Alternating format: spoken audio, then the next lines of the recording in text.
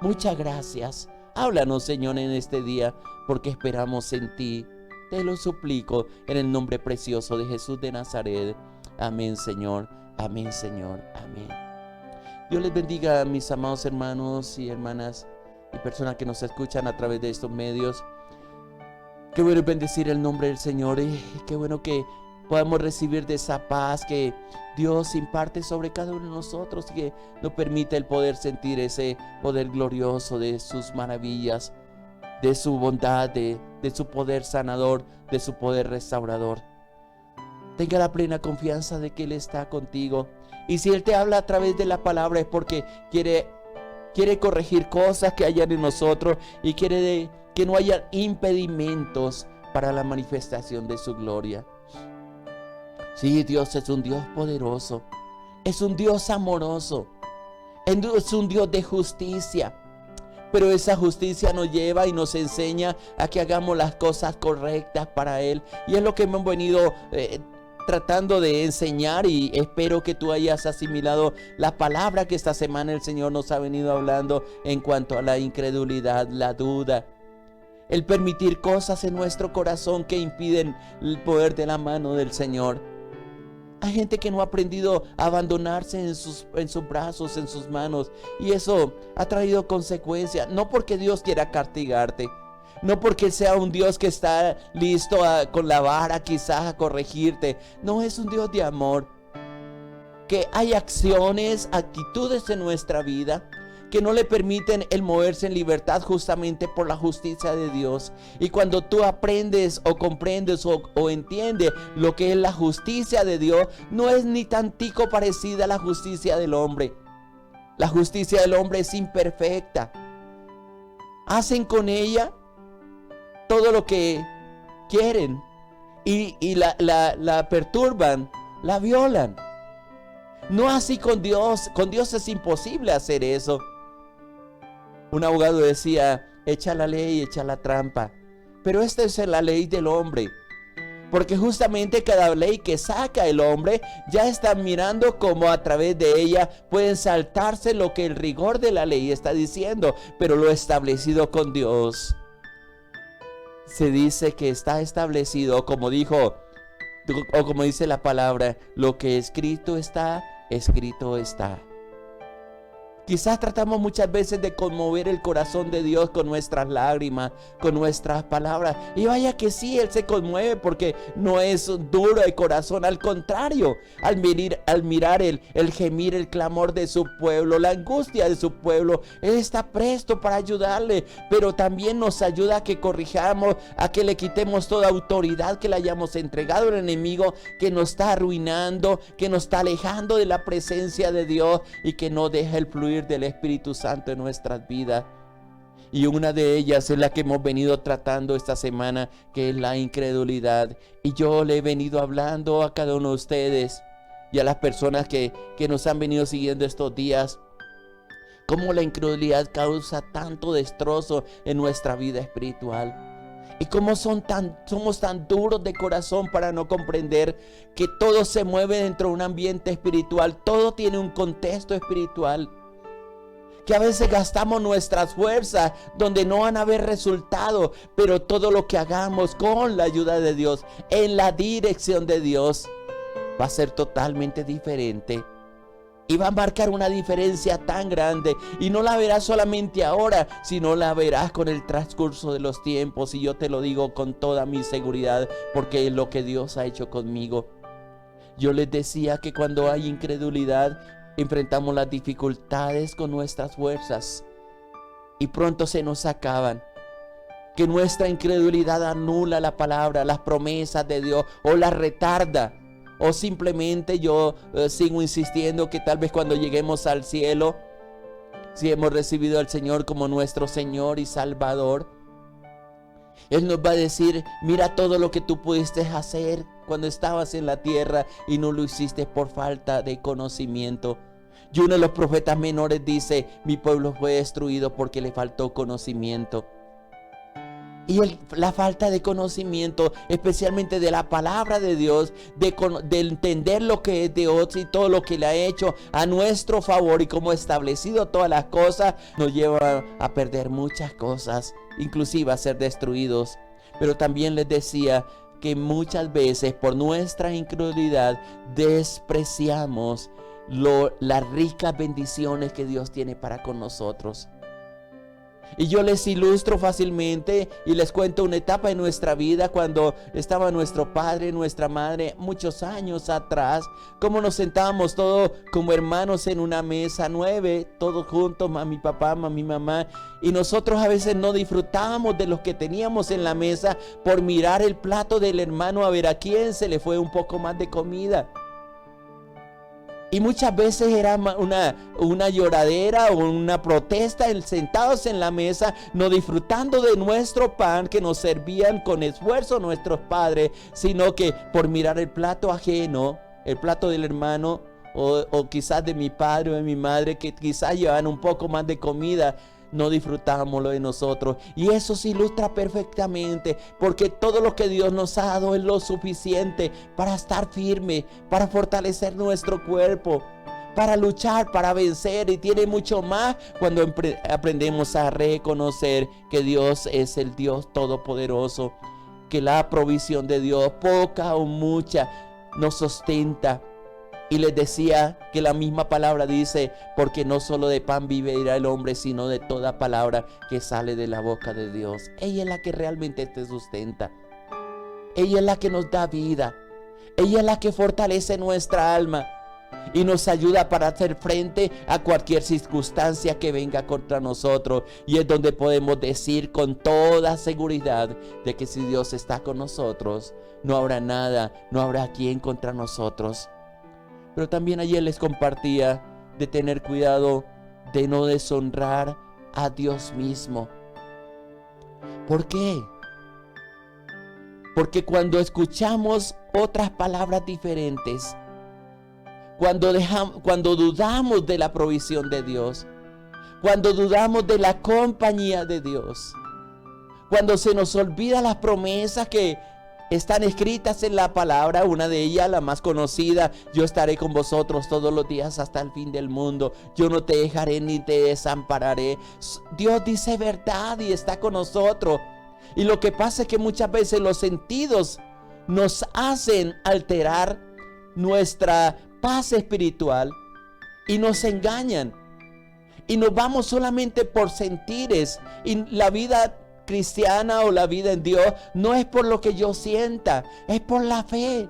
Si Él lo dijo, yo lo creo que va a estar conmigo. Y si tengo que pasar por los ríos, Él va a estar conmigo. Y si tienes que pasar por el fuego, Él va a estar contigo.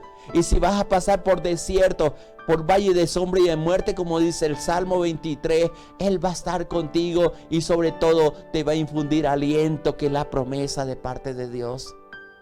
En el Salmo 34 dice también: yo estaré contigo en la angustia. Son muchas las promesas, pero cuando dudamos y cuando deshonramos al Señor con las cosas, especialmente cuando somos desagradecidos con lo que Él ha hecho, cuando nos olvidamos de sus beneficios, es cuando dejamos de darle honra a aquel que con misericordia, con fidelidad, con gracia sería la palabra mejor, nos ha sostenido. Y la gracia, lo he explicado muchas veces y te lo recuerdo el día de hoy, es algo que Dios nos da que realmente no lo merecemos. Y por gracia nos sostenemos en pie. Y por gracia hoy podemos abrir nuestros ojos. Pero especialmente por gracia podemos escuchar su palabra, el consejo que Dios nos da. No nos cuesta nada. Solamente tenemos que doblegar nuestra voluntad. Y hay tantas cosas en la palabra que activan la bendición de Dios en nuestra vida. Pero no lo hacemos por incredulidad. Y yo les decía ayer cuántas cosas activa el hacer lo que dice la palabra sin cuestionarla. Y nos podemos debatir la palabra, a ponerla en duda por personas que critican de ella o la explican, que no tienen ni siquiera idea de lo que es la palabra.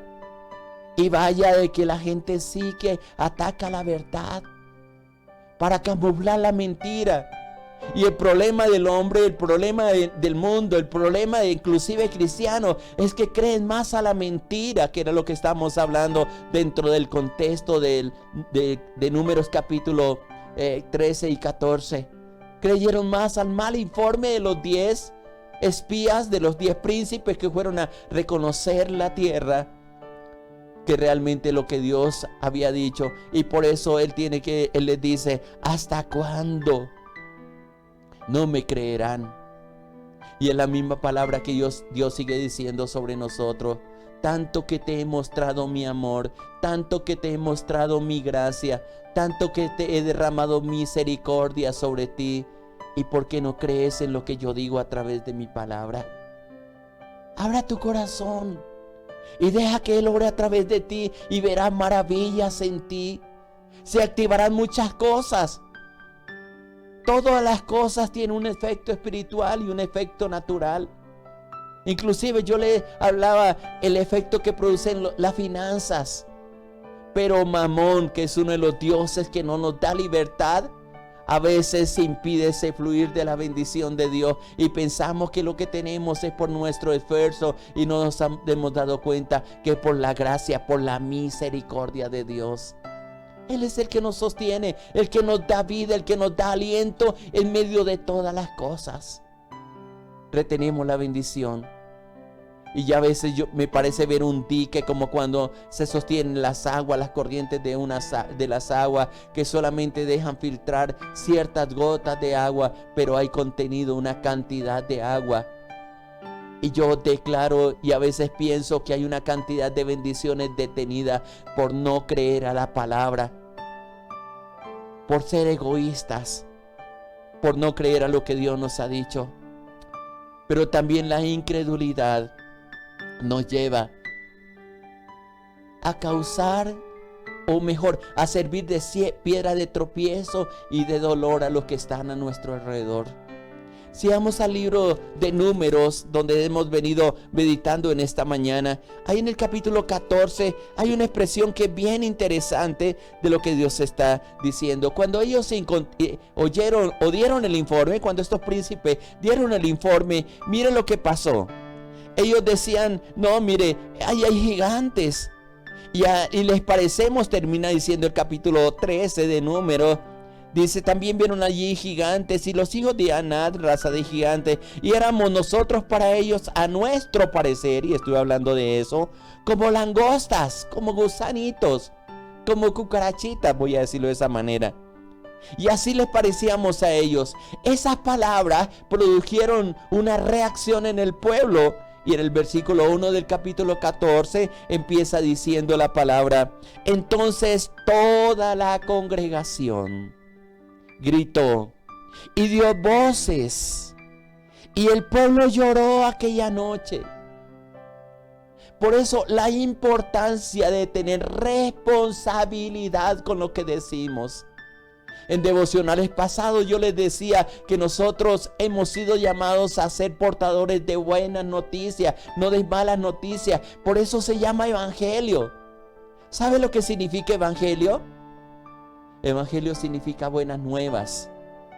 Y si tú estás llamado para predicar el evangelio, es para predicar buenas nuevas a los abatidos, para levantar a aquellos, o para darle mejor esperanza a aquellos que no tienen. Pero estos príncipes, por el mensaje que trajeron, el informe que dieron, mire todo el efecto que causó en las personas que estaban alrededor. Dice la palabra: entonces toda la congregación, y todas son todos, pienso que desde el niño hasta el anciano, dio voces. Imagínese un pueblo lamentándose, después de haber recorrido mucho tiempo el desierto con la expectativa de entrar a poseer la promesa de Dios. Por el mal concepto de unos pocos, afectó a toda una congregación. Algo más de 1 millón de personas, dice la palabra, que habían. 10 personas causaron un daño a más de 1 millón de personas. Lo voy a interpretar de esta manera. para hacerte consciente que las perspectivas que tú tengas de las cosas que tienes que enfrentar, si no las sabes discernir en Dios, entender en Dios, va a causar un efecto a todas las personas que están a tu alrededor. Un día que tú te levantes de mal genio y que digas las palabras no correctas, va a afectar a toda la familia y va a llevar ese efecto de inconformidad a todo lugar donde nuestros hijos, nuestras hijas, el esposo, la esposa tenga que ir. Porque cada día sembramos semillas. Este informe, mira todo lo que causó. Toda la congregación gritó. Imagínense 1 millón de voces gritando. Y dieron voces, hablaron. Y el pueblo lloró aquella noche, los trasnocharon. Cuando era la perspectiva del hombre contra la promesa de Dios. Dice, y se quejaron contra Moisés. Recuerde que la queja es una de las cosas que más afecta la comunión con Dios. Y contra Aarón y todos los hijos de Israel. Y les dijo toda la multitud, y escuche que las palabras de ayer también hablábamos de ella, en estos días hablábamos, dice, ojalá muriéramos en la tierra de Egipto, o en este desierto, ojalá muriéramos. Mire todo lo que causa un mal informe. Hay empresas que han quebrado por malos informes, hay negocios que han quebrado simplemente porque miran con ojos naturales y no con la bendición de Dios, con la promesa de Dios. Y hay un reclamo a Dios, y mire cómo dice el versículo 3, y dice, ¿y por qué nos trae Jehová a esta tierra para caer a espada? ¿Y nuestras mujeres y nuestros hijos sean presa? ¿No nos sería mejor volvernos a Egipto? ¡Qué locura lo que están diciendo! Ellos estaban clamando por liberación en Egipto. Sale la liberación al conquistar la promesa de Dios, y por el informe de 10 personas comienzan a hablar no solamente contra el siervo de Dios Moisés, ni su interlocutor Aarón, sino levantan su voz contra el cielo, contra Dios. Y mire lo que dice el versículo 4. Y decían el uno al otro, designemos un capitán y volvamos a Egipto. Muchos, por no comprender los procesos que Dios hace a través de su vida, se devuelven y nunca más buscan de Dios. Se apartan de la verdad, simplemente porque ven dificultades. Con razón Juan el Bautista, y es un texto que yo cito constantemente, decía que el reino de los cielos se hace fuerte y solo los valientes lo arrebatan. Esta vida es para valientes. Los cobardes están amedrentados, están asustados, y Dios no puede obrar simplemente porque no han creído a las promesas de Dios. Hay familias que se han desintegrado porque no han creído a la bendición de Dios sobre ellos y no han hecho lo que Dios dice que tenemos que hacer en una forma sencilla.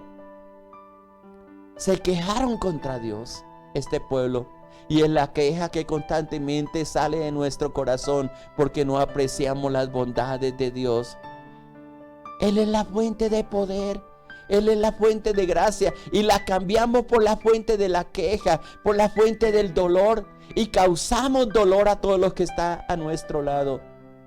Yo siempre le digo al Señor, no permita que mis palabras vayan a causar dolor a mi familia, vayan a causar dolor a los que están a mi alrededor, sino que con la palabra que tú me das, Señor, sea de edificación, de aliento, de fortaleza para cada uno de ellos. Cuán fácilmente el hombre crea un mal informe, y cuán lento es para aceptar que Dios es verdad, que sus promesas son verdad. Los que no creen a Dios permanecen llorando, lamentándose, defraudados, sin esperanza. La incredulidad excluye de la vida de la persona a Dios, y prefiere las tinieblas en lugar de la luz. El dolor, pero también la miseria, a cambio, o dejan a un lado el dolor, mejor el gozo y la paz que Dios quiere darnos. Hay un texto que ilustra perfectamente lo que le estoy compartiendo y está en Lucas capítulo 24. Y es un pasaje que le he encontrado tanto valor y tantas cosas he podido hacer por lo que enseña este pasaje del Evangelio de Lucas. Y específicamente no voy a hablar de todo el pasaje. De cuando Jesús se acerca a dos discípulos que van camino a Emaús. La actitud que ellos llevan es una actitud de tristeza. Y el comentario que ellos van haciendo es casi de una queja. Y voy a leer el versículo 27 de Lucas 24. El versículo 17. Y les dijo, esto es una pregunta que les hace el Señor Jesucristo: ¿qué pláticas son estas que tenéis entre vosotros mientras camináis?